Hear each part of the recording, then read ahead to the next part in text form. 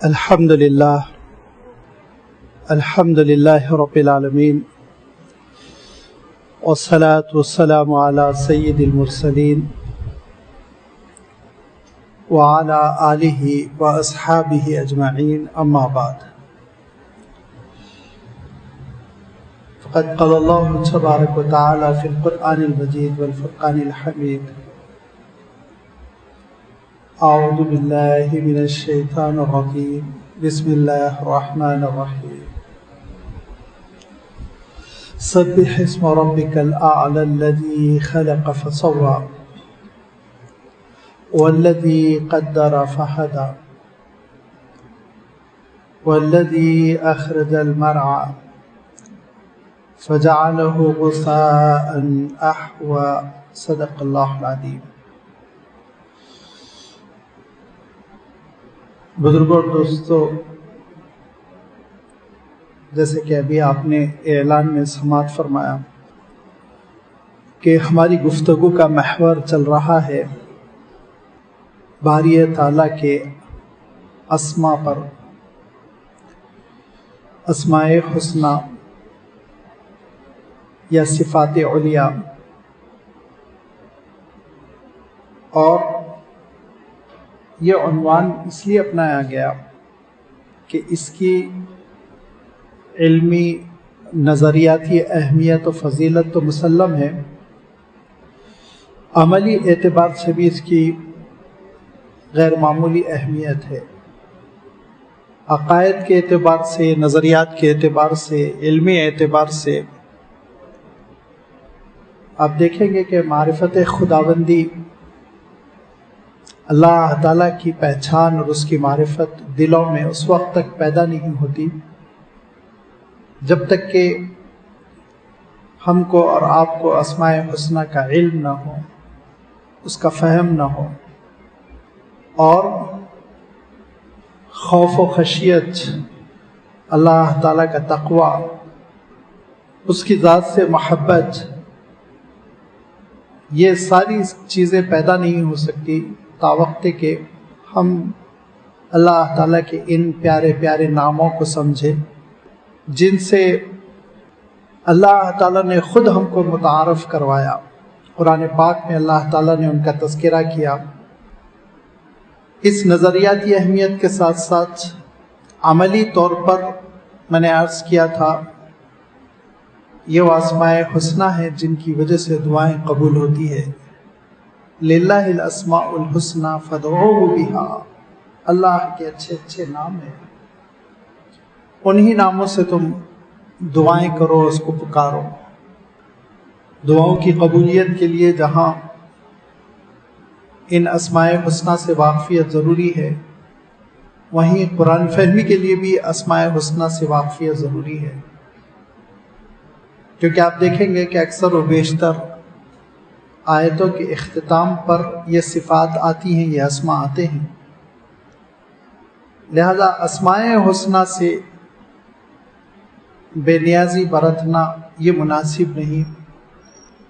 ان کو معلوم کرنا چاہیے، یاد کرنا چاہیے، سمجھنا چاہیے، ان کا فہم و ادراک پیدا کرنا چاہیے۔ حضور اکرم صلی اللہ علیہ وسلم نے جنت کی خوشخبری دیتے ہوئے ارشاد فرمایا کہ ان للہ 99 اسما، کہ اللہ تعالیٰ کی 99 ایسی صفتیں ہیں جن کو تم سمجھ لو گے، ان کی حقیقتوں کو پالو گے تو فقط دخل الجنہ، جنت میں داخل ہو کر رہو گے۔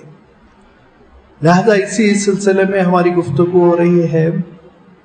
ہم نے باری تعالیٰ کے اسم اللہ تعالیٰ پر کچھ گفتگو کی، ہم نے رحمان رحیم پر کچھ گفتگو کی، اور چونکہ مالک کا لفظ بھی آیا ہے سورۃ الفاتحہ میں، اسی لیے اللہ تعالیٰ کی ملکیت پر بھی کچھ ہم نے گفتگو کی کہ اس کی ملکیت کیسی ہے۔ ان صفات میں ایک بہت اہم صفت ہے، اتنی اہم صفت ہے کہ قرآن پاک میں 500 سے زائد مرتبہ اس کا تذکرہ ہوا ہے، 500 مرتبہ ریپیٹ ہوئی ہے، بار بار آئی ہے۔ سورۃ الفاتحہ کی پہلی آیت سے اس کا واسطہ پڑتا ہے، اور وہ کیا ہے؟ الحمدللہ رب العالمین۔ اور رب، لفظ رب، اس لفظ کے بارے میں ہماری معلومات شاید 1% ہے، برا نہ مانے، لازمی بات ہے، ہم سب طالب علم ہیں، سیکھنا ہمارا فریضہ بھی ہے، سیکھنا عبادت بھی ہے۔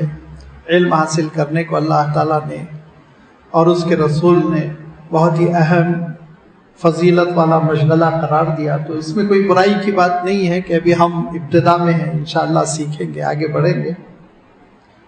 آپ اس صفت کی اہمیت کا اندازہ اس بات سے بھی کر سکتے ہیں کہ اللہ تعالیٰ ارشاد فرماتا ہے سبح اسم ربک الاعلی۔ سبح کا لفظ، اسم کا لفظ، اعلیٰ کا لفظ سب جوڑ دیا رب کے ساتھ۔ اس نے اپنے رب کے نام کی تسبیح بیان کرو جو بہت بلند و برتر ہے۔ رب کا لفظ جو رب العالمین کی ترکیب میں بھی، رب العالمین کے کنسٹرکشن میں بھی آیا ہے، اور ربنا ربنا کے انداز میں کتنی مرتبہ آیا آپ اندازہ لگا لیجئے۔ آج آپ نے تلاوت سماعت کی اور مغرب کی نماز میں، تو اس میں آپ نے سنا ہوگا ربنا ربنا ربنا۔ پھر اس کے ساتھ ساتھ آپ دیکھیں گے کہ ربکم ورب آبائکم الاولین، تمہارا بھی رب ہے، تمہارے آبا و اجداد کا بھی رب ہے، ساری مخلوقات کا رب ہے، رب کل شیء، ہر چیز کا رب ہے۔ اور ایک انداز بھی ہے خاص، انشاءاللہ اس کو میں آگے بیان کروں گا۔ تو یہ اس رب کا استعمال قرآن پاک میں اتنا ہوا ہے کہ 500 سے زائد مرتبہ مفسرین نے لکھا ہے، لفظ آیا ہے۔ تو اس لفظ کو سمجھنا کتنی اہم ذمہ داری ہے۔ اب اس لفظ کا ترجمہ آپ قرآن مجید کے مختلف ترجموں میں دیکھیں گے، کہیں ماسٹر سے، کہیں لارڈ سے، کہیں مالک سے، کہیں خالق سے، کہیں پروردگار سے۔ یہ مختلف الفاظ ہیں جن کے سہارے سے مفہوم بیان کرنے کی مترجمین نے، مفسرین نے کوشش کی، لیکن عربی کے اعتبار سے جو اس لفظ کی تشریح کی گئی وہ یہ کہ 3 چیزوں کا مرکب ہے، 3 صفات سے کمبائن ہو کر یہ ایک صفت بنی ہے۔ وہ 3 کیا ہے؟ پہلی چیز مفسرین نے لکھی ہے، جو پائے کے مفسرین ہیں، عربی داں زمخشری، ابن کثیر، قرطبی وغیرہ، یہ لوگ پہلی چیز لکھتے ہیں کہ رب کے معنی یہ ہے کہ انشاء الشیء الی کمالہ شیئا فشیئا، کہ کسی بھی چیز کو، کسی بھی مخلوق کو اپنے کمال تک بتدریج پہنچانا۔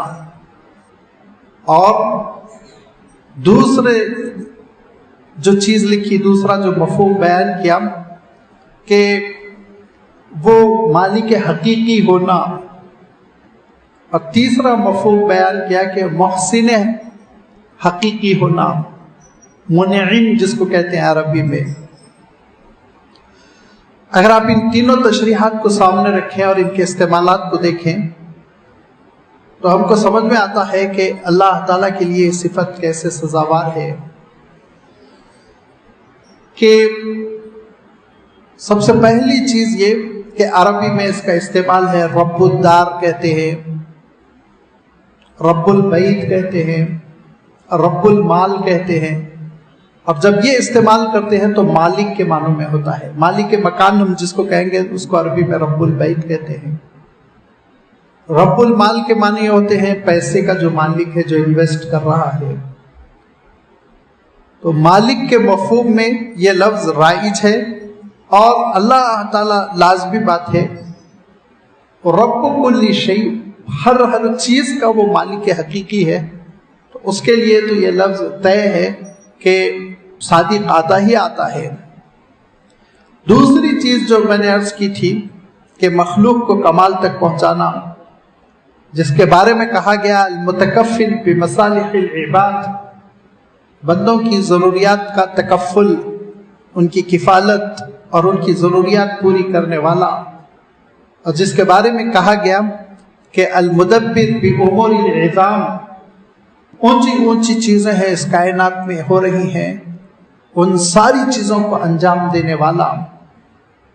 اور پھر تیسرا مفہوم المنعم الحقیقی، صحیح حقیقت میں اوریجنلی واقعتاً انعام کرنے والا۔ باقی سب تو واسطے ہیں، درمیانی وہ واسطے ہیں، حقیقت میں دینے والا اللہ تعالیٰ ہے۔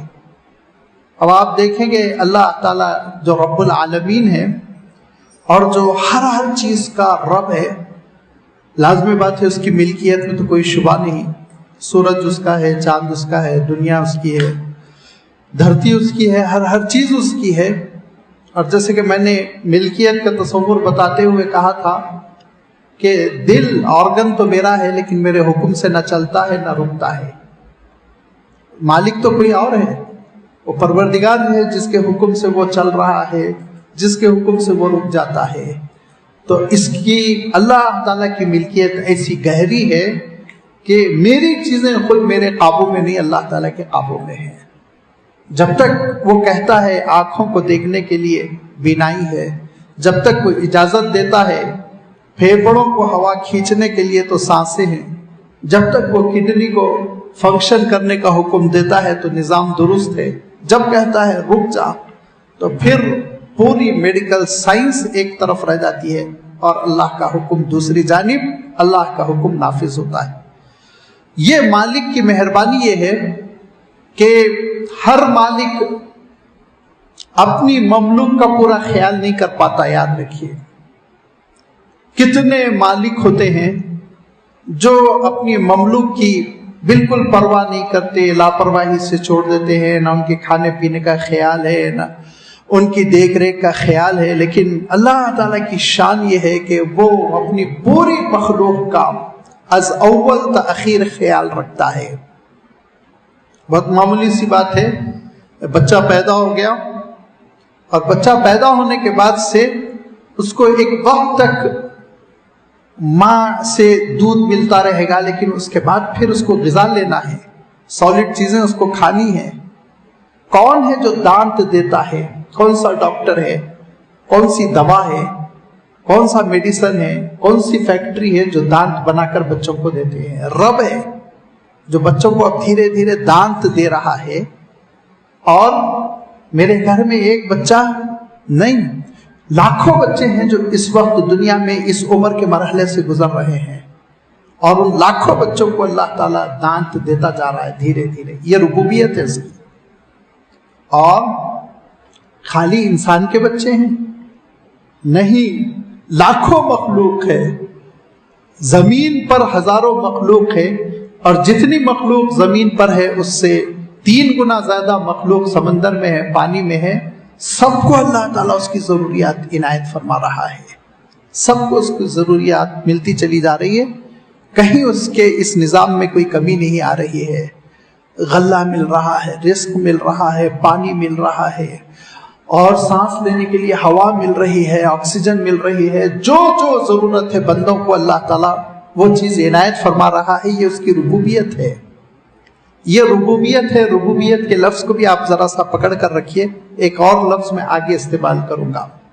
جب اللہ تعالیٰ کی جانب ہم نسبت کرتے ہیں تو لفظ ربوبیت کہتے ہیں، اور جب بندوں کی جانب نسبت کی جاتی ہے تو ایک اور لفظ استعمال کیا جاتا ہے، وہ آگے آ رہا ہے۔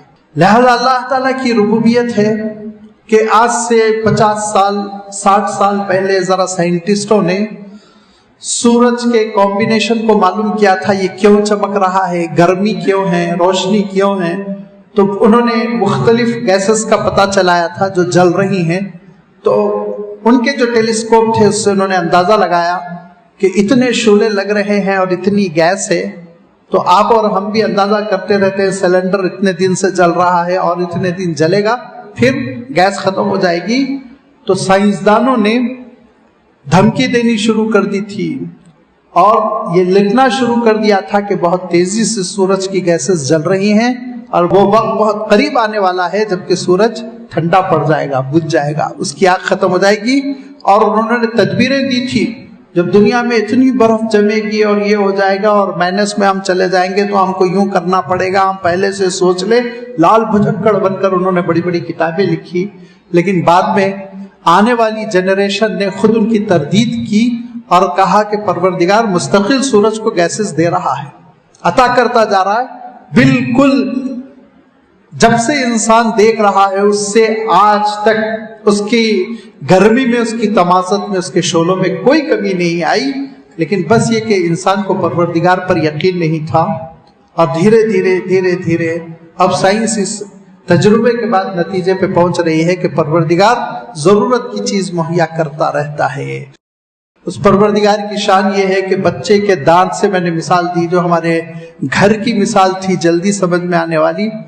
لیکن اگر آپ غور کریں تو اللہ تعالیٰ ہر چیز کو اس کی ضرورت عنایت فرما رہا ہے، اور اس کے کارخانے میں کسی قسم کی کوئی کمی نہیں. فرمایا ہم پانی برساتے ہیں، ہمارے پاس پانی کی کمی نہیں، لیکن ہم زیادہ اس لیے نہیں برساتے، تم کو مصیبت ہو جائے گی، تم کو مصیبت ہو جائے گی، اسی لیے ہم خاص مقدار میں نازل کرتے ہیں. ارشاد فرمایا جتنی تم کو ضرورت ہے اتنا ہم دیتے ہیں، پھر 1 سال کے بعد دیں گے. یہ ہے اللہ تعالیٰ کا نظام کہ وہ پانی بھی دے رہا ہے، آکسیجن بھی دے رہا ہے، فضا بھی اس کی ہے، اور اس کی جانب سے غذا بھی مل رہی ہے. اور غذا صرف انسان کو مل رہی ہے، باقی بھوکے مر رہے ہیں. انسان کے سلسلے میں ایک فلاسفر نے آج سے 70 سال پہلے ایک کتاب لکھی تھی، اور اس کتاب میں انہوں نے لکھا تھا کہ بہت جلد وہ وقت آنے والا ہے جہاں پہ کہ ایک عالمگیر فاقہ ہوگا، اور دانے دانے کے لیے انسان ترسے گا، اور دانے دانے کے لیے انسان ترسے گا. اور انہوں نے جو میتھمیٹیکلی حساب بتایا تھا وہ بہت عقل کو اپیل کرنے والا تھا. انہوں نے بتایا تھا کہ ہم جو ریسرچ کر رہے ہیں، محنت کر رہے ہیں، تو ہم غلے کی مقدار جو بڑھا رہے ہیں وہ پلس میں بڑھا رہے ہیں. پلس کیسے؟ ایڈ کیجئے، ایڈیشن سے. کہا آج اس سال 1 کنٹل پیدا ہوتا ہے تو ہماری ریسرچ کے بعد آنے والے سال 2 کنٹل، اس کے بعد کے سال 3 کنٹل، اس کے بعد کے سال 4 کنٹل. تو یہ ایڈیشن سے ہماری چیزیں کھانے پینے کی بڑھ رہی ہیں. اور انسان کی آبادی ملٹیپلائی سے بڑھ رہی ہے. انہوں نے کہا ملٹیپلائی سے کیسے؟ 2 سے 4، 4 سے 8، 8 سے 16، 16 سے 24، ایسے بڑھتی چلی جا رہی ہے. کہا انہوں نے تیزی سے بڑھ رہی ہے. تو انہوں نے کہا تھا کہ 70 سال کے بعد ایک ایسا عالمگیر فاقہ پڑنے والا ہے کہ دانے دانے کے لیے لوگ ترسیں گے، کھانے کے لیے کچھ نہیں ہوگا. آج تقریباً ان کو کیا کہا گیا؟ ان کو اقتصادیات کا رسول کہا گیا تھا، پروفٹ آف اکنامکس. لیکن ان صاحب کا حساب ایسا غلط ہوا. رب تھوڑی غافل تھا، پروردگار نے عنایت فرمایا الحمدللہ آج سے 20 سال پہلے جتنا لوگ کھاتے تھے اس سے زیادہ ہم کھا رہے ہیں، اور آج سے 50 سال پہلے جتنا لوگ کھاتے تھے اس سے ڈبل ہم کھا رہے ہیں. آج کھانے کی تنگی کا تو سوال ہی نہیں. اتنا اللہ تعالیٰ دے رہا ہے. کہاں سے دے رہا ہے؟ جس کو کہتے ہیں نا اردو میں چھپڑ پھاڑ کر دینا، وہ کیفیت ہے. ملتی چلی جا رہی ہے، چیزیں ملتی چلی جا رہی ہیں. یہ ہے اللہ تعالیٰ کی شان کہ جو تم کو ضرورت ہے وہ پروردگار دے گا. ایمان کی ضرورت ہے. لہذا میں عرض کر رہا تھا کہ صرف انسان کو غلے کی خوراک کی ضرورت ہے، باقی دیگر مخلوق کو نہیں، ہرگز نہیں. آپ جانتے ہیں سب کو ضرورت ہے، سب کو ضرورت ہے. اور آپ جانتے ہیں کہ سمندر کی جو بڑی مخلوقات ہے ان میں سے بلو ویل ہوتی ہے جو بہت بڑی مچھلی ہوتی ہے، بہت بڑے سائز کی ہوتی ہے. اس مچھلی کی غذا کیا ہوتی ہے؟ اس مچھلی کی غذا ہوتی ہے چھوٹی مچھلیاں جو 1 انگلی کی بھی نہیں ہوتی ہیں. وہ چھوٹی مچھلیوں کو کھاتی ہیں جن کا سائز 1 انگلی کا بھی نہیں ہوتا. تو لازمی بات ہے اس کو ایک ٹائم کھانے کے لیے 3-4 لاکھ مچھلیوں کی ضرورت پڑتی ہے، اور اللہ تعالیٰ اسی مقدار میں سمندر میں وہ مچھلیاں پیدا کر رہا ہے. آج تک کمی نہیں ہوئی. ویل مچھلی کا ایمان مضبوط ہے، اس کو اللہ تعالیٰ کی ذات پر یقین ہے کہ وہ میرا پروردگار غلہ خوراک غذا دیتا رہے گا. انسان کا ایمان کمزور ہے، وہ بیچارہ سوچتا رہتا ہے، پریشان ہوتا رہتا ہے، گھبراتا رہتا ہے. یہ ہے ربوبیت، اللہ تعالیٰ کی ربوبیت. آپ اندازہ کر لیجئے کہ جس مخلوق کو جس چیز کی ضرورت ہوتی ہے وہ پروردگار کی جانب سے ملتی رہتی ہے، اس چیز کی کمی نہیں ہوتی. آپ حیرت کریں گے کہ ہمارا جسم ہماری ضروریات کے مطابق ہارمونز پیدا کرتا رہتا ہے، ہمارا جسم ہماری ضروریات کے مطابق بہت ساری اشیاء پیدا کرتا رہتا ہے جس کا ہم کو اندازہ نہیں ہوتا، لیکن وہ اللہ تعالیٰ کا انتظام ہے۔ یہ ہے اللہ تعالیٰ کی وہ ربوبیت جس ربوبیت کے نمونے بکھرے ہوئے ہیں اس پوری کائنات میں، بکھرے ہوئے ہیں۔ کتنا ہم اندازہ کر لیجئے، چاول کھاتے ہوں گے ساری زندگی میں، کتنے ہم ترکاریاں کھاتے ہوں گے، کتنے ہم بکرے کھا جاتے ہوں گے، آپ اندازہ کیجئے، لیکن اللہ تعالیٰ کے خزانے میں کبھی نہیں ہے، وہ عنایت فرماتا رہتا ہے۔ پھر جیسے کہ میں نے عرض کیا، انشاء الشیء الی کمالہ، کمال تک بھی پہنچائے گا، عروج تک پہنچائے گا، دھیرے دھیرے اب اس کے کامل ہونے تک کی وہ اس کی ذمہ داری ہے، وہ آگے بڑھاتا چلا جائے گا۔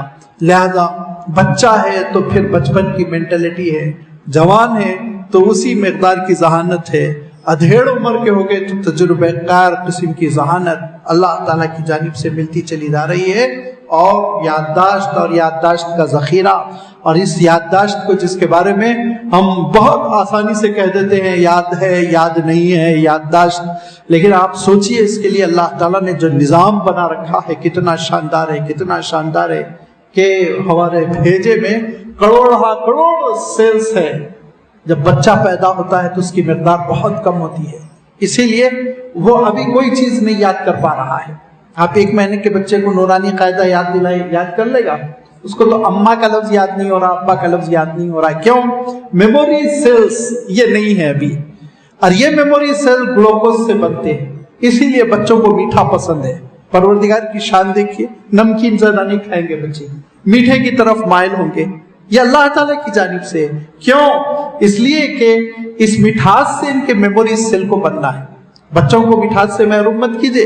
بسا اوقات لوگ مارے ڈر کے آگے چل کے شوگر ہو جائے گی، یہ سب سوچ کے شوگر وگر شکر سے نہیں ہوتی، یاد رکھیے یہ غلط فہمی ہے، شکر سے کبھی شوگر نہیں ہوتی، وہ بچپن کی ایک ضرورت ہے۔ لہذا بچے جیسے کھا رہے ہیں، چاکلیٹس کھا رہے ہیں، میٹھے کھا رہے ہیں، اپنے اعتدال کے ساتھ، وہ ان کی ایک ضرورت ہے، ان کو ضرور ملنا چاہیے۔ اب میموری سیلز بڑھتے چلے جا رہے ہیں۔ اس کی مثال دی سائنٹسٹوں نے، ماہرین نے، کہ آپ ایک سمندر تصور کر لیجئے، اور اس سمندر میں مچھلیاں پیدا ہو رہی ہیں، ایک ایک مچھلی سمندر کے اوپر آ رہی ہے، منہ کھول رہی ہے، اور اس میں آپ ایک چیز فیڈ کر رہے ہیں، کوئی ایک چیز اس کے منہ میں تھما رہے ہیں، وہ چیز کو لے کے وہ تہہ میں بیٹھ گئی، دوسری مچھلی کو، دوسری تیسری مچھلی کو، لاکھوں مچھلیوں کو آپ نے لاکھوں چیزیں دے دی۔ اس کے بعد ضرورت پر آپ ان مچھلیوں سے کہتے ہیں لاؤ میری چیز واپس کرو، تو فوراً وہ مچھلیاں لا کر آپ کو وہ چیز دے دیتی ہیں۔ یہ مثال دی میموری سیل کی، کہ جو یادداشت کے سیل ہیں وہ ہر سیل ایک معلومات میں سے ایک چیز کو لے کر وہ پھر بھیجے میں بیٹھ رہا ہے۔ اب اس کے بعد آپ نے زور دیا، سوچنا شروع کیا کہ اچھا یہاں اس لفظ کا مفہوم کیا ہوتا ہے، تو فوراً وہ یادداشت والا سیل لا کے آپ کو سپلائی کر دیا۔ الفابیٹس اسی طرح، نمبر اسی طرح، اصول، ضابطے، چہرے اور دنیا کی ساری معلومات اور علم کی پوری بنیاد اسی طرح ذہن کے خزانے میں محفوظ ہو جاتی ہے۔ اور چونکہ بچپن میں وہ پیدا ہو رہی ہیں سیل، اسی لیے طاقتور ہے، جلدی کیچ کر لیتی ہیں، جلدی بیٹھ جاتی ہیں۔ اب دھیرے دھیرے دھیرے دھیرے 40 سال کے بعد وہ سیلز پیدا ہونا کم ہو جاتا ہے، مقدار کم ہو گئی، لہذا سیلز پیدا نہیں ہو رہے ہیں۔ اب 80 سال کی عمر کسی کی ہو گئی تو بچپن میں ایک بار ٹیلی فون نمبر سنا تھا، یاد کر لیا تھا، اب 10 بار یاد کر رہا ہے پھر بھی یاد نہیں ہوتا ہے۔ کیوں؟ سیلز کم ہیں، اب سیلز کم ہیں، پیدا نہیں ہو رہے ہیں۔ اب 1000 شکر کھا لیجیے، 1 کنٹل اب نہیں پیدا ہونے والے، کیونکہ رب نے رکاوٹ لگا دی۔ اللہ تعالیٰ نے کہا تم کو ضرورت نہیں ہے، کیا فرمایا؟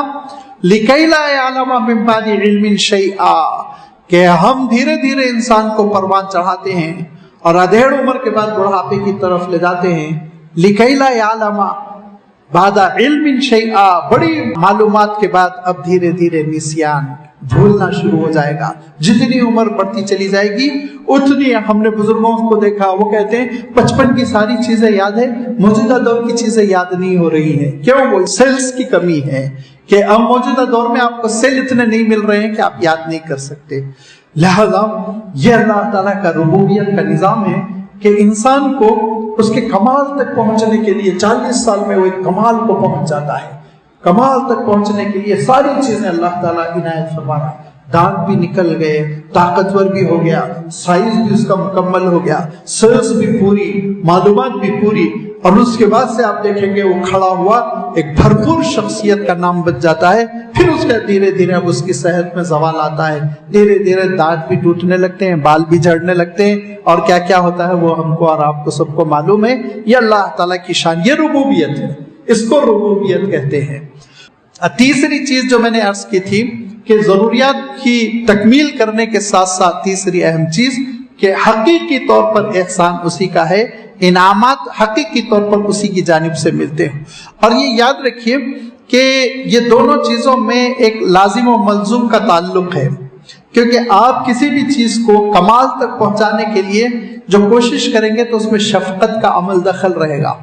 کوئی بھی آپ ماں کو دیکھ لیجئے کہ ماں اپنے بچے کی پرورش کرتی ہے، بڑی ممتا، شفقت، محبت. باپ کی مثال لے لیجئے، استاد کی مثال لے لیجئے. اگر شفقت نہیں ہے تو آپ کمال تک نہیں پہنچا سکتے. بیچ ہی میں آپ اکتا جائیں گے اور اس کا ہاتھ چھوڑ دیں گے. لیکن چونکہ کمال تک پہنچانے کے لیے شفقت ضروری ہے، اسی لیے اللہ تعالیٰ کی ذات وہ احسانات اور انعامات کا بھی مجموعہ ہے.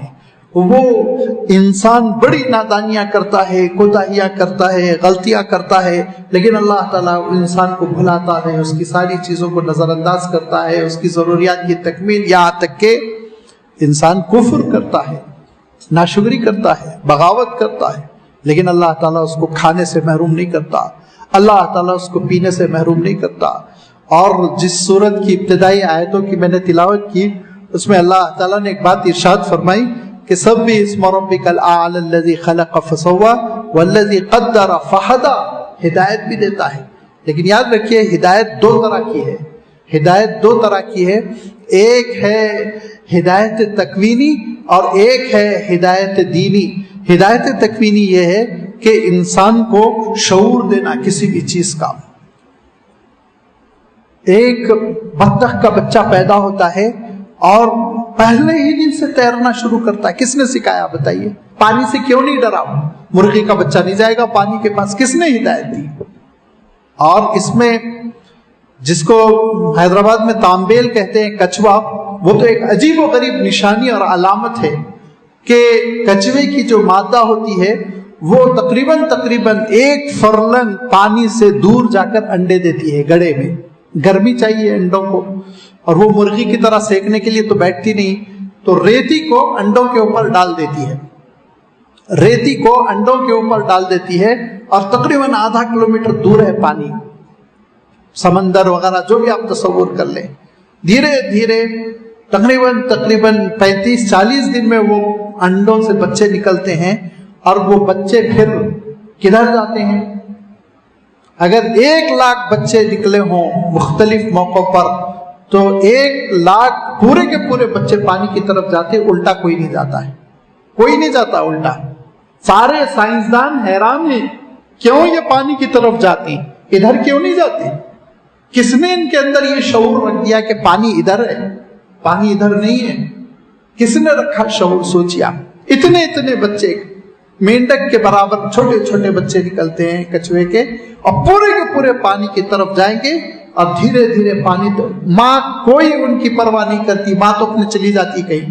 یہ سب پانی میں جاتے ہیں، پانی کے کنارے تیرتے رہتے ہیں، اور جو پانی کے کنارے درخت لگے ہوتے ہیں، چھوٹی موٹی گھاس لگی ہوتی ہے، وہ کھاتے رہتے ہیں اور اس طرح خود بخود بڑے ہوتے ہیں. کون ہے یہ؟ ہے رب العالمین. یہ ہے وہ پروردگار جو ضروریات کی تکمیل کر رہا ہے، ان کی حفاظت فرما رہا ہے، ان کو ان کی منزل تک پہنچا رہا ہے.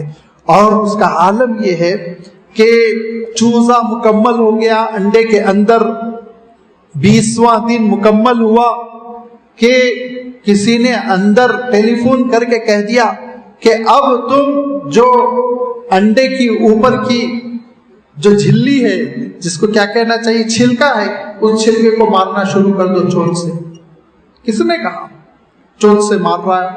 دھیرے دھیرے سوراخ ہوا، سوراخ ہوتے ہوتے وہ سوراخ بڑا ہو گیا، اس کے بعد خود باہر نکل آیا. کس ذات نے، کس سائنٹسٹ نے، کس کارخانے نے یہ انتظام کیا؟ آپ سوچئے، سوائے پروردگار کے، کہ یہ اس کی شان ہے کہ وہ جب اس کی ضرورت کی چیز اس کے سامنے آ گئی تو اس نے اس کو وہ الہام کر دیا. یہ ہے فہدا. ہدا کے معنی یہ کہ ایسی رہنمائی کرنا جس سے انسان جو ہے اپنی، جس سے مخلوق کہہ لیجیے، انسان کیوں، جس سے مخلوق اپنی ضروریات کی تکمیل کر سکے، ایسی رہنمائی کرنا. اور آپ انسان کے بچے کو دیکھیے، خود بخود کھڑے ہونے کی کوشش کرے گا، دیوار پکڑ کر کھڑا ہو رہا، بستر پکڑ کر کھڑا ہو رہا، گھٹنوں کے بل گر رہا، چوٹ آ رہی ہے، رو رہا ہے، پھر 1 گھنٹے کے بعد دیکھیے کھڑا ہونے کی کوشش کر رہا.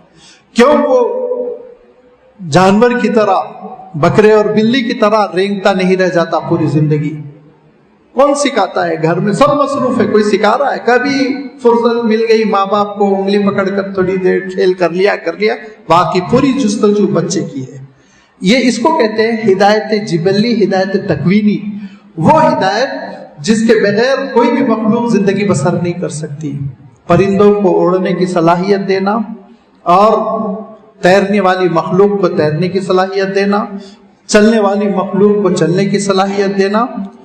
اور جنگل میں ہرن بچے کو جنم دیتی ہے اور اسی وقت سے اس کو خطرہ لاحق رہتا ہے. کوئی بھی درندہ کھا لے تو چند گھنٹوں کے اندر بھاگنا شروع کر دیتا ہے فل اسپیڈ سے. چند گھنٹے. اور ہمارے بچے 4-5 سال تک بھاگنے کا سوچ نہیں سکتے، لیکن اللہ تعالیٰ نے وہ صلاحیت دی. یہ ربوبیت ہے، عالمگیر ربوبیت، جس میں ہدایت تکوینی بھی شامل ہے. ہاں، دوسری ہدایت دینی ہے، یعنی روحانی ہدایت، اسلام کی جانب ہدایت. اس کے لیے اللہ تعالیٰ نے شرط لگا دی کہ اس کے لیے تمہارے اندر طلب ہونی چاہیے، اس کے لیے تمہارے اندر پیاس ہونی چاہیے، اس کے لیے تم اللہ تعالیٰ کے دربار میں ہاتھ اٹھاؤ، دعا مانگو تو وہ ہدایت دے گا، ورنہ وہ ہدایت تم کو نہیں دے گا. تو ہدایت دینی کے لیے طلب کی شرط ہے، لیکن یاد رکھیے ہدایت تکوینی کے لیے پروردگار نے شرط بھی نہیں لگائی کہ طلب ہو تو ہم تم کو چلنے دیں گے ورنہ پڑے رہ جاؤ گے. سب کو خود بخود وہ اٹھاتا ہے، چلاتا ہے، دوڑاتا ہے، تیراتا ہے. یہ ہے اللہ تعالیٰ کی شان. تو یہ ارشاد فرمایا کہ دیکھو جو رب اعلیٰ ہے نا، اس رب اعلیٰ کی کیفیت یہ ہے کہ وہ تم کو اپنے کمال تک پہنچائے گا، اور اس کمال تک پہنچانے میں ماں بھی اکتا جاتی ہے، باپ بھی پیچھا چھڑا لیتا ہے، استاذ بھی وہ عارضی ثابت ہوتا ہے، لیکن پروردگار وہ بہت شفقت فرماتا ہے، انعام فرماتا ہے. لہذا اپنے خزانے میں سے وہ تم کو ضروریات کی چیزیں دیتا چلا جا رہا ہے. میموری سیل دے رہا ہے، دانت دے رہا ہے، طاقت دے رہا ہے، کیلشیم دے رہا ہے، آئرن دے رہا ہے، ہارمونز دے رہا ہے، ہر چیز وہ عنایت فرما رہا ہے. یہ ہے اللہ تعالیٰ کی وہ ربوبیت جس کے سلسلے میں نے عرض کیا تھا کہ 3 چیزوں پر مشتمل. ایک تو وہ مالک ہے، حقیقی ہوتا ہے.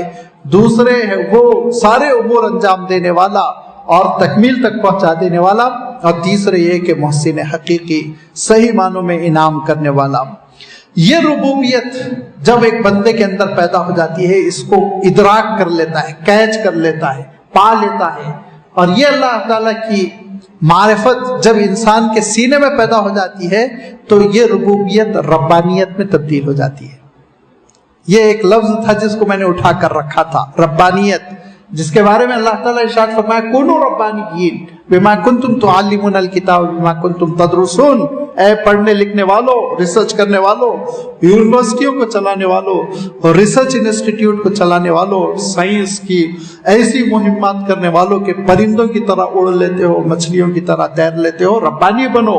ربانی، رب کی صفت کو سمجھو اور اس صفت کو اپنے سینے میں تم ایسے انڈیل لو، ایسے ڈال لو کہ اس کا عکس تمہاری زندگی میں نظر آئے. اس ربانی کی تشریح کرتے ہوئے حضرت عبداللہ ابن عباس رضی اللہ تعالیٰ عنہ نے فرمایا کہ 2 چیزوں پر یہ ڈیپینڈ کرتا ہے لفظ. ایک تو یہ کہ رب سے تعلق، اس بنیاد پر انسان ربانی ہوتا ہے. دوسرے پروردگار کی جو صفات ہے، پروردگار کی جو شان ہے، اس کا ایک عکس پڑے، ریفلیکٹ ہو کچھ ہماری ذات پہ. وہ ہم کو کھلا رہا ہے، ہم بھی کسی کو کھلانے کا ذریعہ بنے. لازمی بات ہے ہم کھلا تو نہیں سکتے. وہ ہماری تربیت فرما رہا ہے، ہم بھی دوسروں کی تربیت کا ایک ذریعہ بنے. وہ شفقت فرما رہا ہے، ہم بھی دوسروں کے سلسلے میں شفقت کرنے والے بنے. لہذا حضور اکرم صلی اللہ علیہ وسلم نے حضرت عبداللہ ابن عباس رضی اللہ تعالیٰ عنہ کو دیکھ کے کہا تھا ربانی هذه الامہ، یہ امت کا سب سے بڑا ربانی ہے. کیوں؟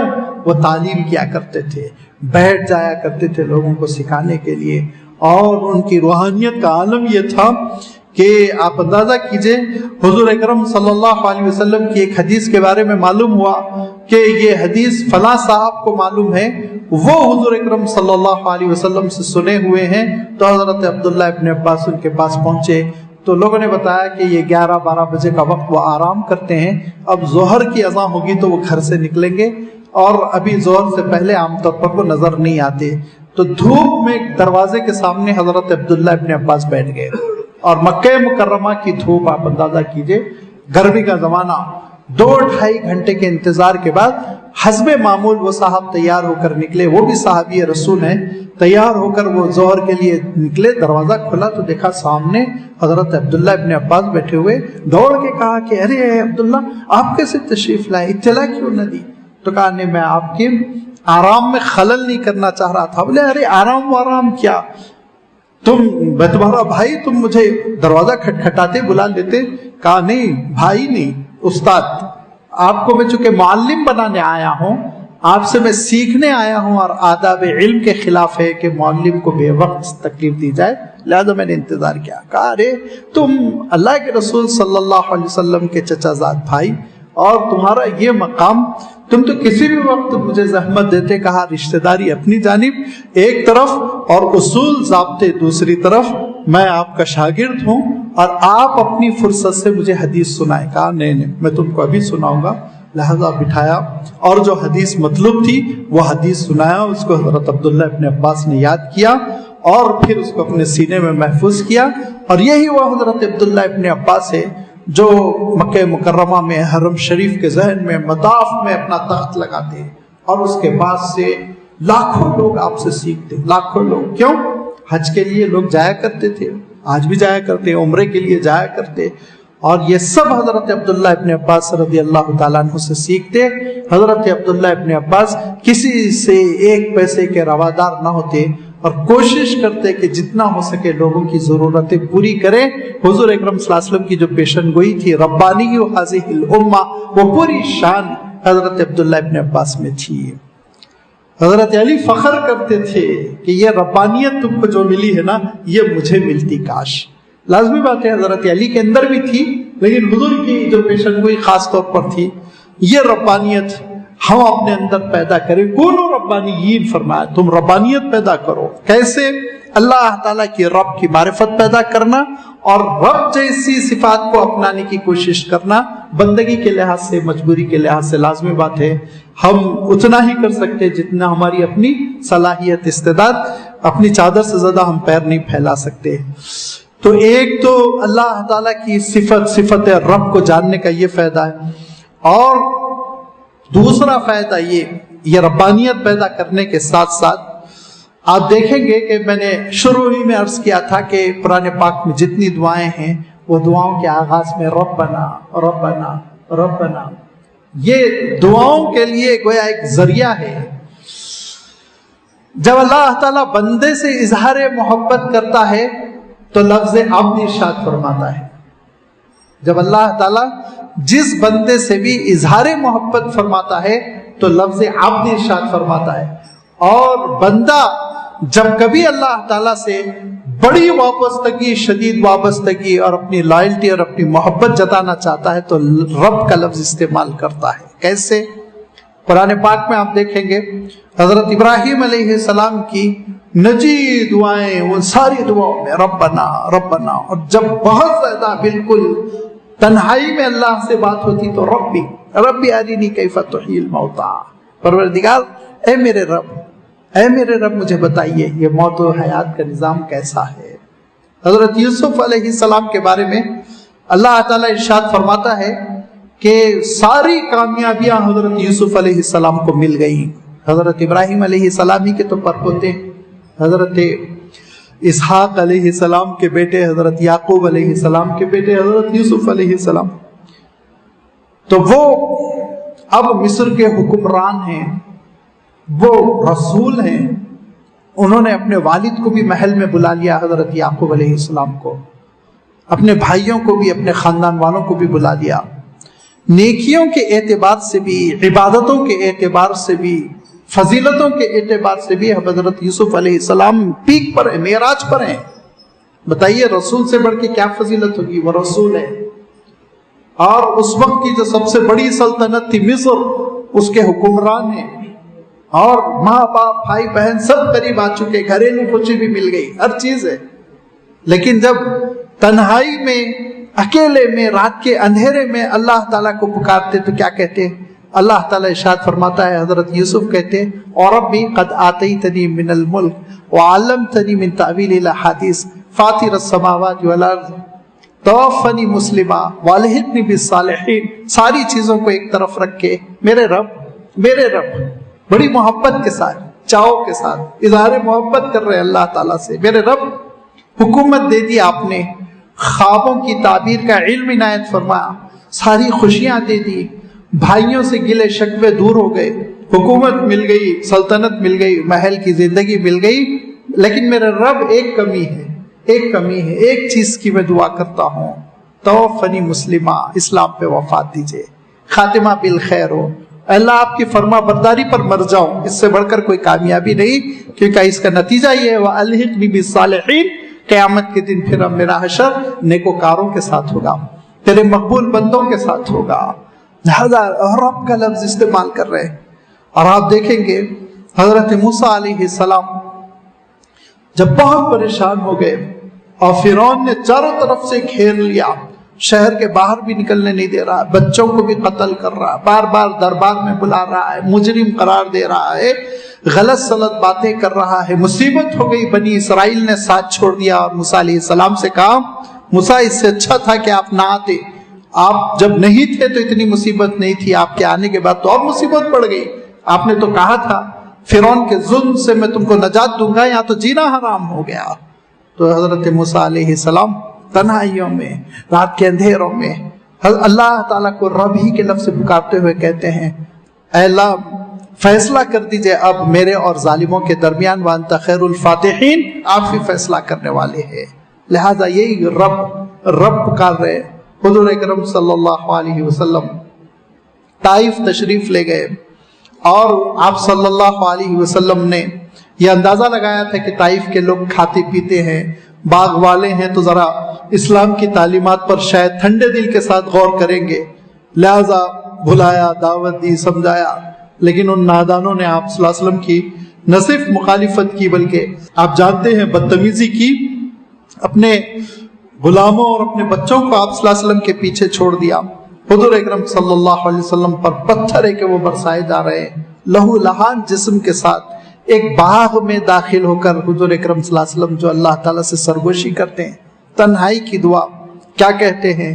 کہتے ہیں اللہم الیک اشکو ضعف قوتی وقلت حیلتی وحوانی فی الناس انت ربی ورب المستضعفین. اے کمزوروں کے رب میرے بھی ذرا خبر لے لے، اے کمزوروں کے رب المستضعفین وربی، اللہ آپ میرے بھی رب ہے، کمزوروں کے بھی رب ہے، میری خبر لیجئے میں بہت نہتا ہوں، بہت پریشان ہو گیا ہوں، بہت دکھیارا ہوں، حالات بہت خلاف ہو چکے ہیں.